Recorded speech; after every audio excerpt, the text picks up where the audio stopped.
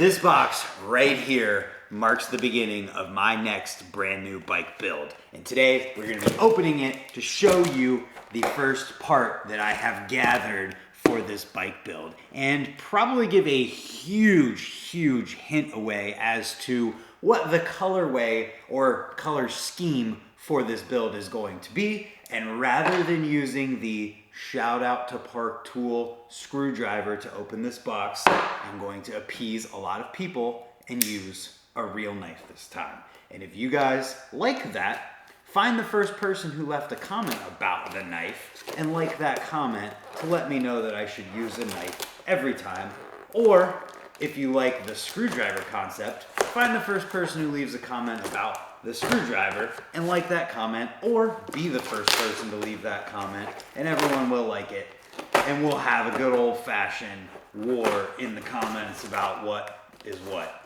I personally don't care either way. So let's get into this box. Probably obvious what is in here, especially from the thumbnail, but I'm excited for it nonetheless. I'm even gonna give you the first reveal before I even get to see. Ha ha ha, just kidding, I saw it first. Ooh, Carl wrote something in the box. This is the first time someone's done this on purpose and I love it. Here we go. These are not important, I wanna see the note. I'm kinda stoked about this. Carl wrote, Brant, thanks for the years of support, you freaking rule, crazy Carl. Rather than just throw it aside, I'm gonna set it aside gently because that means a lot to me. I'm gonna cut it out with a knife and hang it up somewhere. So we got some nowhere stickers. If you see me in person, ask for some stickers. I totally ripped the bag of them and I cannot, oh, these look so good and they're not even unpackaged yet. Look at the care here from Carl. Putting the foam in on the corners and the sides of these bars to keep them protected. Obviously, these are Nowhere BMX bars, and obviously they are chrome, and I am freaking pumped. So, as we figure out how to unpackage these, because it's always a challenge, I wanted to talk about why I'm going with this for my next bike. I don't know how long it's gonna take to build it, but the more and more time goes by in BMX, the more you notice how much harder it is to get a hold of chrome parts. Whether it be forks, which are very difficult, cranks, which are really hard to find, especially if you're going for a specific crank arm, or bars or whatever it might be. It is getting harder and harder to find chrome parts in BMX. And I've noticed this and I've always thought how cool these chrome Nowhere bars looked. And I'm like, man, I really should get some of these before I just can't. So, knowing that and seeing that Carl had just done a run of chrome bars, I asked Carl about it. I was like, hey man, how long do you think that chrome is gonna even exist in BMX at this rate? Because if you didn't know, chrome is really bad for the environment. Not necessarily, you know, this right here. Not the actual like finished product is bad for the environment. It's the process of how chrome plating is actually done that is horrible for the environment. And it seems like all the time there are more and more regulations put onto like how this process is done, and it just feels like eventually these regulations are going to get so strict that BMX companies just don't even do it, aside from like a very few select batches, because I think there's always going to be people who do get chrome and want chrome on their bike, but not everybody will be able to afford it, and it's going to be a very niche thing one of these days. So I recognized this and I was like, hey, I think I need to do this before I can't do this anymore. So Carl has just done a run of chrome handlebars, which I'm having a tough time unpackaging them, but it kind of just gives me time to have this conversation with everyone about the concept of chrome and whether we think it's going to completely go away or not. Oh my God, those look so freaking good. I knew there was a reason I sweated the chrome of these bars. Look at these, oh my goodness. So, if I can get the rest of them open without completely scuffing up the chrome of them. So what I'm getting at here is, if you guys want chrome, or you've bought chrome in the past, chances are you've noticed how it's gotten nothing but more expensive and harder to find. And with that, when you see it, you have to just jump on it.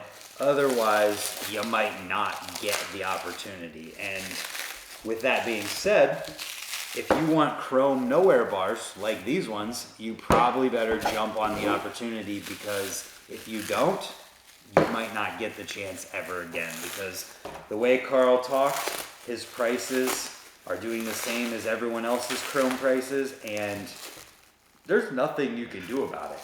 The prices are going up because the process is getting harder and harder to do while staying within these regulations that are being put out, which is good, you know, good for the environment. You don't want to completely destroy the environment for the sake of chrome.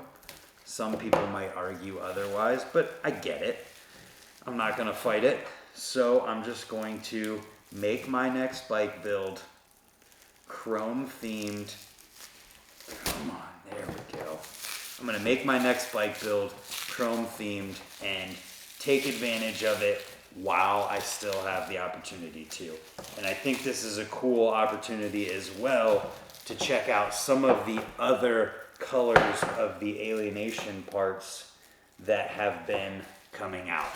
I've been doing a lot of polished on Alienation stuff, and while polished is awesome, my color of the Venus hub polished, I think it would be really cool to do something different.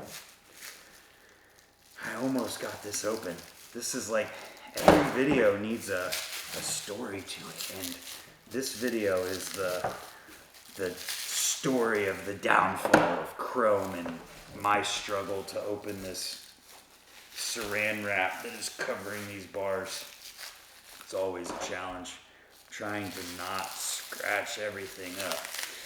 So let me know your guys' thoughts on chrome and BMX. Is there an alternative process that could potentially be done?